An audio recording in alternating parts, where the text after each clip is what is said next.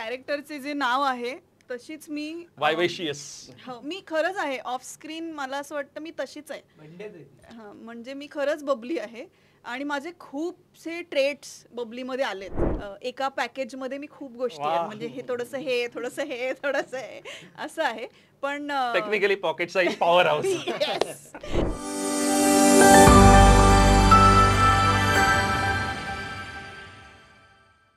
ह्या सगळ्यामध्ये म्हणजे ही बबली आणि तू अगदी तसे आहात की मग त्यात नेमकं काय नाण्याच्या दोन बाजू वेगवेगळ्या आहेत की खरंच बबली ही आत दडी? खरे रंग हेच आहे. हे बबली आहे. नाही अगदी कॅरेक्टरचे जे नाव आहे तशीच मी वायवेशियस. मी खरंच आहे. ऑफ स्क्रीन मला असं वाटतं मी तशीच आहे. म्हणजे मी खरंच बबली आहे आणि माझे खूपसे ट्रेट्स बबलीमध्ये आलेत. तेजस्विनीचे ट्रेट्स बबलीमध्ये आहेत. कारण मला खूप लोकांनी असं बघितलंच नाहीये. कारण मी जनरली ज्या प्रकारचा करिअर ग्राफ आहे माझा तर तो सगळा सोशल आणि असा असल्यामुळे तर किंवा मी तशी पण व्यक्ती आहे. म्हणजे आय थिंक एका पॅकेजमध्ये मी खूप गोष्टी आहेत. म्हणजे हे थोडंसं हे थोडंसं हे थोडंसं हे असं आहे. पण technically pocket size power house.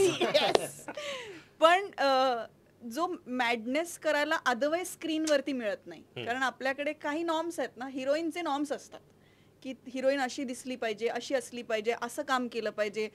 मग म्हणजे काय म्हणत आपण त्याला, ते नॉर्म्स कोणी केलेत ते माहिती नाही, पण ज्यांनी कोणी केलेले आहेत तर ते आहेतच. म्हणजे पण त्याच्या पलीकडे जाऊन असं वाटतं ना की हिरोईन मी आहे सिनेमाची, पण ह्याच्या व्यतिरिक्त मला काहीतरी करायचं आहे सिनेमामध्ये आणि त्यातून एखाद्या कॉमेडी सिनेमामध्ये खूप करायला नाही मिळत. जनरली फिमेल्सला करायला नाही मिळत. म्हणजे तसे कॅरेक्टर्स लिहिलेच असतील तर गोष्ट वेगळी आहे. पण बबली हे कॅरेक्टर लिहिलं गेलंय आणि ते एवढ्या सगळ्या लोकांमध्ये one of the major characters आहेत आणि तेवढाच मॅडनेस करायला मिळतो जेवढा एका पुरुष कॅरेक्टरला मिळतो, तेवढाच एका स्त्री कॅरेक्टरला पण करायला मिळतो. तर मला असं वाटतं हे माझ्या दृष्टीने खूप महत्त्वाचं होतं आणि ते वनमध्ये केलंच होतं. म्हणजे मी तर ती साईड कधी एक्सप्लोरच केली नव्हती. त्यामुळे बघताना मलाच असं वाटत होतं की आई शपथ क्या बात आहे यार असं होतं.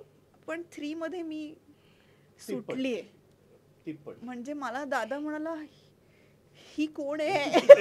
पण ह्याला संजय जाधव टच आहे की काय? म्हणजे 100% आहे. संजय जाधव आमच्या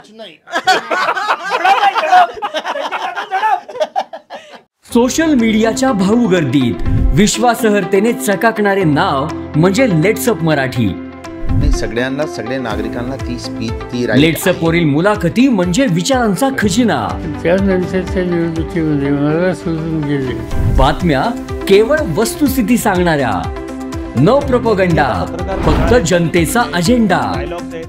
क्योंकि आने वाला कल जाने वाला है, जाने वाला कल आने वाला है. राजकारण, मनोरंजन असो की क्रीडा क्षेत्र, महाराष्ट्राची स्पंदने संवेदनशीलतेने टिपणारे माध्यम म्हणजे लेट्सअप मराठी. जगासोबत एक पाऊल पुढे राहण्यासाठी लेट्सअपचे ॲप, सोशल मीडिया आणि वेबसाईट सोबत कनेक्टेड रहा.